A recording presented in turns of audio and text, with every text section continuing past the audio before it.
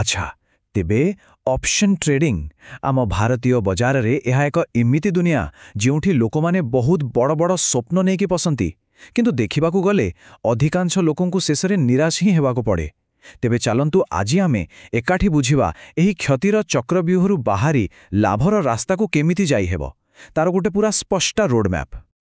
ଆଉ ଆମେ କୌଣସି କଳ୍ପନାରୁ ଆରମ୍ଭ କରିବା ନାହିଁ, ସିଧାସଳଖ ତଥ୍ୟରୁ ହିଁ ଆରମ୍ଭ କରିବା। ଦେଖନ୍ତୁ, ସେବିର ରିପୋର୍ଟ କହୁଛି ଯେ ଏଫ୍ଏନ୍ଓ ସେଗମେଣ୍ଟରେ ପ୍ରତି 10 ଜଣ ରିଟେଲ ଟ୍ରେଡର୍ସଙ୍କ ଭିତରୁ 9 ଜଣ 9 ଜଣ କ୍ଷତି ସହୁଛନ୍ତି। ମାନେ ସିଧା ସିଧା 90%। ଏଇଟା କିଛି ଛୋଟ ସଂଖ୍ୟା ନୁହେଁ, ବରଂ ବହୁତ ଚିନ୍ତା କରିବାର କଥା। ହେଲେ ଏଠି ଗୋଟେ ବଡ଼ ପ୍ରଶ୍ନ ଉଠୁଛି, ଏତେ ଲୋକ ବିଫଳ ହେଉଛନ୍ତି କାହିଁକି? କ'ଣ ବଜାର ଏମାନଙ୍କ ବିପକ୍ଷରେ କାମ କରୁଛି? ନା, ବିଲକୁଲ ନୁହେଁ। ସତ କଥା ହେଲା, ସମସ୍ୟାଟା ବଜାରରେ ନାହିଁ, ସମସ୍ୟାଟା ଅଛି ଆମର ଟ୍ରେଡିଂ କରିବାର ପଦ୍ଧତିରେ, ଆମ ପ୍ରୋସେସରେ। ତେବେ ଚାଲନ୍ତୁ ଆଗ ସମସ୍ୟାଗୁଡ଼ିକୁ ଠିକ୍ ଭାବେ ଚିହ୍ନଟ କରିବା। ଏମିତି 3ଟି ବଡ଼ ଫାନ୍ଦ ଅଛି ଯାହାକୁ ଆମେ ଆକାଉଣ୍ଟ କିଲିଂ ଟ୍ରାପ୍ସ ବୋଲି କହିପାରିବା, ମାନେ ଯାହା ଟ୍ରେଡିଂ ଆକାଉଣ୍ଟକୁ ପୁରା ଖାଲି କରିଦିଏ। ଆଉ ଏଗୁଡ଼ିକ ଏମିତି ସାଧାରଣ ଭୁଲ ଯେଉଁଥିରେ ପ୍ରାୟ ସବୁ ନୂଆ ଟ୍ରେଡର ଆସି ଫସିଯାଆନ୍ତି। ସବୁଠୁ ପ୍ରଥମ ଆଉ ବଡ଼ ଫାନ୍ଦଟା ହେଉଛି ଆମ ମାନସିକତା। ଜଣେ ସାଧାରଣ ଟ୍ରେଡର ବା ଆମାଚର ଟ୍ରେଡିଂକୁ ଲଟରୀ ଟିକେଟ୍ ଭଳି ଦେଖେ। ତାର ଆଶା ଥାଏ କେବେ ଗୋଟେ ବଡ଼ ଜ୍ୟାକପଟ୍ ଲାଗିଯିବ। କିନ୍ତୁ ଜଣେ ପ୍ରଫେସନାଲ ପୁରା ଅଲଗା। ସେ ସବୁବେଳେ ସମ୍ଭାବନା ବା ପ୍ରୋବାବିଲିଟିକୁ ଦେଖିକି ଖେଳେ, କାରଣ ସେ ଜାଣେ ଟ୍ରେଡିଂ ଗୋଟେ ଗଣିତ, କୌଣସି ଜୁଆ ନୁହେଁ। ଆଉ ଏହି ଲଟେରୀ ମାନସିକତାରୁ ହିଁ ଜନ୍ମ ନିଏ ହିରୋ ଜିରୋ ନିଶା। ଏଇଟା ଏମିତି ଏକ ଅଭ୍ୟାସ ଯେଉଁଥିରେ ଟ୍ରେଡରମାନେ ଏକ୍ସପାୟରି ଦିନ ବହୁତ ଶସ୍ତାରେ ମିଳୁଥିବା out of the money option କିଣି ପକାନ୍ତି। କାହିଁକି? କାରଣ ଆଶା ଥାଏ ଯେ ଏହି ଜିରୋଟା କାଳେ ହିରୋ ହୋଇଯିବ ଆଉ ପଇସା 10 ଗୁଣା ହେଇଯିବ। ହେଲେ ଜାଣନ୍ତି, ପ୍ରାୟ ସବୁବେଳେ କ'ଣ ହୁଏ? ହିରୋ ନୁହେଁ, ଏହା ଜିରୋ ହିଁ ହୋଇଯାଏ, ଆଉ ପୁରା ପ୍ରିମିୟମ୍ ପାଣିରେ। ସିଧା କଥା, ଏହା ଟ୍ରେଡିଂ ନୁହେଁ, ଏହାକୁ ଖାଣ୍ଟି ଜୁଆ କୁହାଯାଏ। ଏବେ ଆସନ୍ତୁ ଦ୍ୱିତୀୟ ଫାନ୍ଦ ବିଷୟରେ ଜାଣିବା। ଭାବନ୍ତୁ, ଗୋଟେ ଟ୍ରେଡ୍ କ୍ଷତିରେ ଚାଲିଲା। ଜଣେ ଆମାଚୁର କ'ଣ କରିବ? ସେ ସେଇଟାକୁ ଧରିକି ବସିବ ଆଉ ଆଶା କରିବ, ଭଗବାନଙ୍କୁ ଡାକିବ ଯେ ବଜାର କେମିତି ବି ବୁଲି ପଡ଼ୁ। କିନ୍ତୁ ଜଣେ ପ୍ରଫେସନାଲ, ସେ ଜାଣେ ଯେ ଆଶା କରିବାଟା କୌଣସି ଷ୍ଟ୍ରାଟେଜି ନୁହେଁ। ସେ ସମୟକୁ ସମ୍ମାନ ଦିଏ, କାରଣ ଅପସନ୍ସ ଦୁନିଆରେ ସମୟ ହିଁ ସତରେ ଟଙ୍କା। ଆଉ ଏହା ପଛର କାରଣଟା ହେଲା ଥୀଟା ଡିକେ। ଏହାକୁ ଏମିତି ହିଁ ସାଇଲେଣ୍ଟ କିଲର ବା ଚୁପଚାପ ହତ୍ୟାକାରୀ କୁହାଯାଏନି। ଭାବିନିଅନ୍ତୁ, ଆପଣଙ୍କର ଅପସନ୍ ପ୍ରିମିୟମ୍ ଗୋଟେ ବରଫ ଖଣ୍ଡ ଭଳି। ବଜାର ଯଦି ଆଗକୁ ବି ଯାଉନି କି ପଛକୁ ବି ଯାଉନି, ଗୋଟିଏ ଜାଗାରେ ଛିଡ଼ା ହେଇଛି, ତଥାପି ସେ ବରଫ ଖଣ୍ଡ ତ ତରଳିବା ନା। ଠିକ୍ ସେମିତି ସମୟ ଯେତେ ବିତୁଥାଏ, ଜଣେ ଅପସନ୍ ବାୟରର ପ୍ରିମିୟମ୍ ସେତିକି କମୁଥାଏ। ତେଣୁ ସମୟ ହେଉଛି ତାର ସବୁଠୁ ବଡ଼ ଶତ୍ରୁ। ଏବେ ଆସନ୍ତୁ ତୃତୀୟ ଫାନ୍ଦ କଥା କହିବା। ଆଉ ସତ କହିବାକୁ ଗଲେ ଏଇଟା ହୋଇ ସବୁଠୁ ଅଧିକ ବିପଜ୍ଜନକ। ଯେତେବେଳେ ଜଣେ ଆମାଚରର ଟିକେ କ୍ଷତି ହୁଏ, ସେ ରାଗିଯାଏ ଆଉ ସେଇ କ୍ଷତିକୁ ପୂରଣ କରିବା ପାଇଁ ତାଠୁ ବି ବଡ଼ ରିସ୍କ ନେଇଯାଏ। ଏହାକୁ କହନ୍ତି ଲସ୍କୁ ପିଛା କରିବା। କିନ୍ତୁ ଜଣେ ପ୍ରଫେସନାଲ କ'ଣ କରେ? ସେ ଶାନ୍ତିରେ ନିଜ କ୍ଷତିକୁ ସ୍ୱୀକାର କରେ, ଲ୍ୟାପଟପ୍ ବନ୍ଦ କରେ ଆଉ ସେଦିନ ପାଇଁ ଟ୍ରେଡିଂରୁ ଦୂରେଇ ଯାଏ। ଏହାକୁ ହିଁ କୁହାଯାଏ ରିଭେଞ୍ଜ ଟ୍ରେଡିଂ, ମାନେ ପ୍ରତିଶୋଧ ନେବା ପାଇଁ ଟ୍ରେଡିଂ କରିବା। ଆଉ ଏହା ଏକ ଭୟଙ୍କର ଚକ୍ର। ହୁଏତ ଦିନର ଆରମ୍ଭ ଗୋଟେ ଛୋଟ 2000 ଟଙ୍କାର କ୍ଷତିରୁ ହୋଇଥିବ, କିନ୍ତୁ ସେହି ଟଙ୍କା ଫେରି ପାଇବାର ଜିଦ୍ରେ ଆଉ ଗୋଟେ ବଡ଼ ଟ୍ରେଡ୍ ନିଆଯାଏ, ଆଉ ତାପରେ ଆଉ ଗୋଟେ। ଆଉ ଦିନ ଶେଷ ବେଳକୁ ଦେଖାଯାଏ ଯେ ସେହି ଛୋଟ କ୍ଷତିଟା 20,000 ଟଙ୍କାର ଏକ ବିରାଟ ବଡ଼ ବିପର୍ଯ୍ୟୟରେ ବଦଳି ଯାଇଛି। କାରଣ ଏହି ନିଷ୍ପତ୍ତିଗୁଡ଼ିକୁ ମୁଣ୍ଡରେ ନୁହେଁ, ବରଂ ରାଗ ଆଉ ଭାବନାରେ ନିଆଯାଇଥାଏ।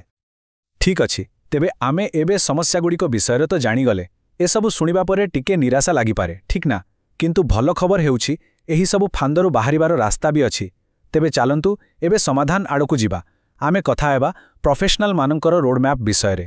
ଏହା କେବଳ କୌଣସି ଥିଓରି ନୁହେଁ, ବରଂ ଏମିତି 3ଟି ବାସ୍ତବ ଅଭ୍ୟାସ ଯାହା ଏକ ଲାଭଜନକ ଟ୍ରେଡିଂ ପ୍ରକ୍ରିୟା ତିଆରି କରିପାରିବ।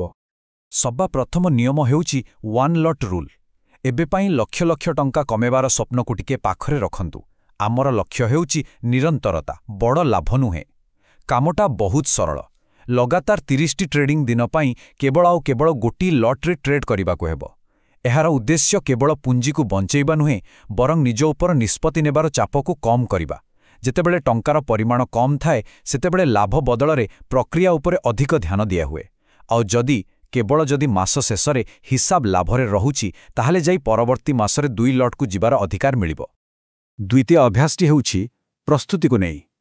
ଜଣେ ପ୍ରଫେସନାଲ ପାଇଁ ଟ୍ରେଡିଂ ଦିନ ସକାଳ 9:15ରୁ ଆରମ୍ଭ ହୁଏନି, ବରଂ ତାର ବହୁତ ଆଗରୁ ଆରମ୍ଭ ହୋଇଯାଏ। ସେମାନଙ୍କର ଗୋଟେ ପ୍ରି ମାର୍କେଟ ରୁଟିନ୍ ଥାଏ। ସେମାନେ ବଜାର ଖୋଲିବା ଆଗରୁ ଜିଏଫ୍ଟି ନିଫ୍ଟି ଦେଖନ୍ତି, ଯାହାଦ୍ୱାରା ବଜାର କେମିତି ଖୋଲିପାରେ ତାର ଏକ ଧାରଣା ମିଳେ। ରାତିରେ ଆମେରିକୀୟ ବଜାରରେ କ'ଣ ହେଲା, ଡାଉ ଜୋନ୍ସ ଆଉ ନାସ୍ଡାକ୍ କେମିତି ଚାଲିଲା, ସେସବୁ ଦେଖନ୍ତି। ଆଉ ସବୁଠୁ ଜରୁରୀ କଥା, ବଜାର ଖୋଲିବା ପୂର୍ବରୁ ହିଁ ନିଜର ଚାର୍ଟରେ ସବୁ ମୁଖ୍ୟ ସପୋର୍ଟ ଆଉ ରେଜିଷ୍ଟାନ୍ସ ଲେଭେଲଗୁଡ଼ିକୁ ଚିହ୍ନଟ କରିସାରିଥାନ୍ତି। ମାନେ ଯୁଦ୍ଧ ଆରମ୍ଭ ହେବା ପୂର୍ବରୁ ସେମାନେ ପୁରା ପ୍ରସ୍ତୁତ। ଆଉ ଏହା ଆମକୁ ତୃତୀୟ ଏବଂ ସବୁଠାରୁ ଗୁରୁତ୍ୱପୂର୍ଣ୍ଣ ଅଭ୍ୟାସ ପାଖକୁ ନେଇ ଆସୁଛି, ରିସ୍କ ମ୍ୟାନେଜମେଣ୍ଟ। ଯଦି ଟ୍ରେଡିଂରେ ଗୋଟିଏ ସୁବର୍ଣ୍ଣ ନିୟମ ଅଛି, ତେବେ ତାହା ହେଉଛି ଏହିଆ ଯେ ଜଣେ ଟ୍ରେଡରର ପ୍ରଥମ କାମ ଟଙ୍କା କମାଇବା ନୁହେଁ, ପ୍ରଥମ କାମ ହେଉଛି ଯେଉଁ ଟଙ୍କା ଆଗରୁ ଅଛି ତାକୁ ସୁରକ୍ଷିତ ରଖିବା। ଲାଭ ତ ଦ୍ୱିତୀୟ କଥା, ପୁଞ୍ଜିର ସୁରକ୍ଷା ହିଁ ପ୍ରଥମ। ତେବେ ପୁଞ୍ଜିକୁ ସୁରକ୍ଷିତ କେମିତି ରଖିବା? ମେଣ୍ଟାଲ ଷ୍ଟପ୍ ଲସ୍ ଦ୍ୱାରା ନୁହେଁ। ମେଣ୍ଟାଲ ଷ୍ଟପ୍ ଲସ୍ ମାନେ କ'ଣ? ଏହା ମନ ଭିତରେ ଥିବା ଗୋଟେ ଆଶା ଯେ ଆଚ୍ଛା ଏତିକି ତଳକୁ ଗଲେ ମୁଁ ବାହାରିଯିବି।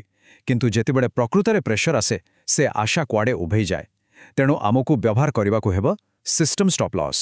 ମାନେ ଟ୍ରେଡ୍ ନେବା ମାତ୍ରେ ହିଁ ସିଷ୍ଟମରେ ଗୋଟେ ପ୍ରିସେଟ୍ ସେଲ୍ ଅର୍ଡର ଲଗେଇଦେବା। ଏହା ଆମ ମନକୁ ଦେଉଥିବା କୌଣସି ପରାମର୍ଶ ନୁହେଁ, ଏହା ଏକ କଠୋର ନିୟମ ଯାହାକୁ ସିଷ୍ଟମ୍ ନିଜେ ପାଳନ କରିବ। ଏଥିରେ କୌଣସି ଆପୋଷ ବୁଝାମଣା ଚଳିବ ନାହିଁ। ଆମେ ଫାନ୍ଦ ବିଷୟରେ କଥା ହେଲେ, ଭଲ ଅଭ୍ୟାସ ବିଷୟରେ ବି କଥା ହେଲେ, କିନ୍ତୁ ଏସବୁ ଶେଷରେ ଗୋଟିଏ ଜିନିଷ ଉପରେ ହିଁ ନିର୍ଭର କରେ। ଆଉ ତାହା ହେଉଛି ଆମ ମାନସିକତାର ଏକ ବଡ଼ ପରିବର୍ତ୍ତନ। ସମସ୍ତେ ସେହି ଗୋଟିଏ ମ୍ୟାଜିକ୍ ଇଣ୍ଡିକେଟର ଖୋଜୁଛନ୍ତି ଯାହା ସବୁବେଳେ ସଠିକ୍ ସଙ୍କେତ ଦେବ। କିନ୍ତୁ ସଫଳତାର ପ୍ରକୃତ ରହସ୍ୟ କମ୍ପ୍ୟୁଟର ସ୍କ୍ରିନରେ ନାହିଁ, ଏହା ଅଛି ଆମ ମୁଣ୍ଡ ଭିତରେ। ଏହା ଇଣ୍ଡିକେଟର ନୁହେଁ, ଏହା ହେଉଛି ଅନୁଶାସନ। ଟ୍ରେଡିଂ ଦୁନିଆରେ ଗୋଟେ କଥା ବହୁତ ପ୍ରସିଦ୍ଧ, ସହଜରେ ଟଙ୍କା ରୋଜଗାର କରିବାର ସବୁଠାରୁ କଠିନ ରାସ୍ତା ହେଉଛି ଟ୍ରେଡିଂ। ଏହି କଥାଟାକୁ ଟିକେ ଭାବନ୍ତୁ। ଶୁଣିବାକୁ ଲାଗୁଛି ଯେ ଏହା ବହୁତ ସହଜ, ଗୋଟେ ବଟନ୍ ଦବାଅ ଆଉ ଟଙ୍କା କମାଅ। କିନ୍ତୁ ଏହି କାମକୁ ପ୍ରତିଦିନ ନିରନ୍ତର ଭାବେ କରିବା ପାଇଁ ଯେଉଁ ସ୍ତରର ଅନୁଶାସନ ଦରକାର, ତାହା ଅଧିକାଂଶ ଲୋକ ବଜାୟ ରଖିପାରନ୍ତି ନାହିଁ। ତେଣୁ ଶେଷରେ ଏସବୁ କଥା ଗୋଟିଏ ମୌଳିକ ପ୍ରଶ୍ନ ଉପରେ ଆସି ଅଟକି ଯାଉଛି। ଏମିତି ଏକ ପ୍ରଶ୍ନ ଯାହାର ଉତ୍ତର ପ୍ରତ୍ୟେକ ଟ୍ରେଡରକୁ ନିଜକୁ ନିଜେ ଦେବାକୁ ପଡ଼ିବ। ଆଗାମୀ ଦିନରେ ନିଜ ଟ୍ରେଡିଂର ପ୍ରକ୍ରିୟା କେଉଁ ଜିନିଷ ଉପରେ ତିଆରି ହେବ? ତାହା କ'ଣ ଅନୁଶାସନର ମଜବୁତ ନିୟ ଉପରେ ତିଆରି ହେବ, ନା କେବଳ ଆଶାର ବାଲିଘର ଉପରେ? ନିଷ୍ପତ୍ତି ତ ନେବାକୁ। Thanks for watching Odia Stock Pathasala. Don't forget to like, share and subscribe. Your journey to financial freedom starts here.